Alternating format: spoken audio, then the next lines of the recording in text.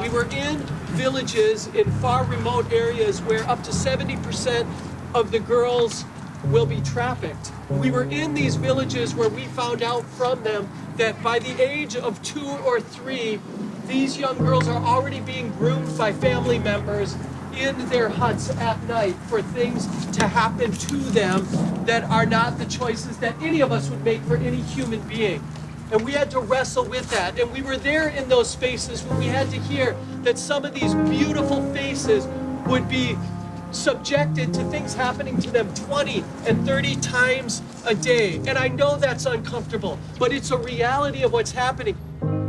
Paul told the story of the body girls, and it shocked me, and I couldn't wrap my head around it. I still can't wrap my head around it.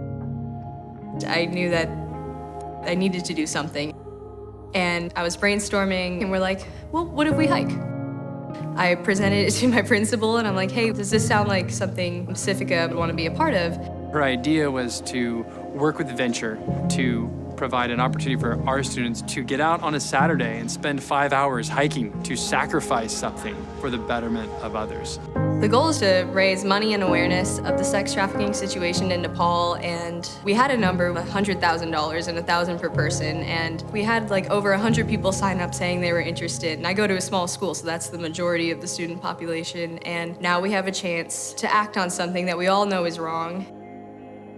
The journey has been hard. You know, you get worried about the number and the goal and will we reach it. It kind of all can get to you.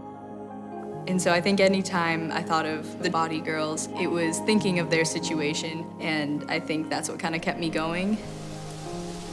2 days before the hike, there was this huge rainstorm, and the trails that we were going to hike closed down. We ended up switching over to the beach the night before the hike. It was still really stressful of like, okay, so now how do I get all this information out to everyone? I was definitely nervous that all this work was going to not turn out the way that we had hoped. Before I got in the car, there were a lot of nerves, and I'm like, I don't think many people saw the email, and I'm worried that it's only gonna be a few of us. And then when we got there and set up the little table, and then people started showing up, and then before you know it, you look out and there's like 60 people there. You're the ones that made this happen. At least 10 girls' lives are changed because of what you've already raised. But most of all, students, thanks for being what we hope the next generation looks like. I came out today because I care about the cause of Venture. I think about, like, what if it was my sister? What if it was my mom? The baddie girls in Nepal, they just go through so many horrendous things, and we want to try to change that. To think about the idea of caring for people is one thing, but what Venture's allowing our students to do is go and do good.